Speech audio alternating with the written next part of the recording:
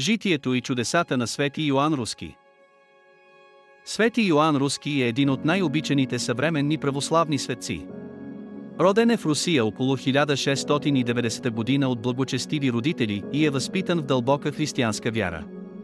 Като млад постъпва в руската армия и участва в Руско-турската война 1711-1718 година, където по време на битка е пленен от турците. Йоан бил отведен като пленник в Мала Азия, поточно в Прокопий в Кападокия, където бил продаден като роб на богат турски офицер. Въпреки трудностите на пленничеството си, Йоан остана твърд във вярата си. Той живееше в смирение, послушание и молитва, като с готовност изпълняваше възложените му задачи. Той живееше в конюшня, което първоначално се смяташе за унизително, но самият той прие това състояние с дух на жертвоготовност.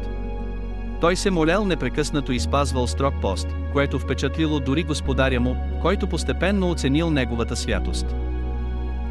Светостта на Йоан бързо станала очевидна както за християните, така и за мюсюлманите в района. На живота му се приписват много чудеса. Още докато е бил жив, господарят му беше отишъл в Мека на поклонение и изрази желание да яде любимата си храна от дома си. Йоанис заспива мирно на 27 май 1730 година. Християните от района почитат живота му и погребват тялото му с голяма почит. Когато години по-късно гробът му бил отворен, тялото му било намерено нетленно, което се смятало за божествен знак за неговата святост. Светата му мощ станала източник на много чудеса и вярващите започнали да я призовават в молитвите си. През 1924 година, след обмена на население между Гърция и Турция, християнските бежанци от Прокопий пренасят светата реликва в Гърция. Позовава се в Неос Прокопий в Евия, където е построена църквата Свети Йоан Руски. Мощите на светеца остават и до днес нетленни и се съхраняват в светата поклонница, където се стичат множество вярващи от цял свят, за да молят за помощта му. Православната църква почита Свети Йоан Руски всяка година на 27 май, а много вярващи свидетелстват за чудеса, които са получили след призоваването на името му.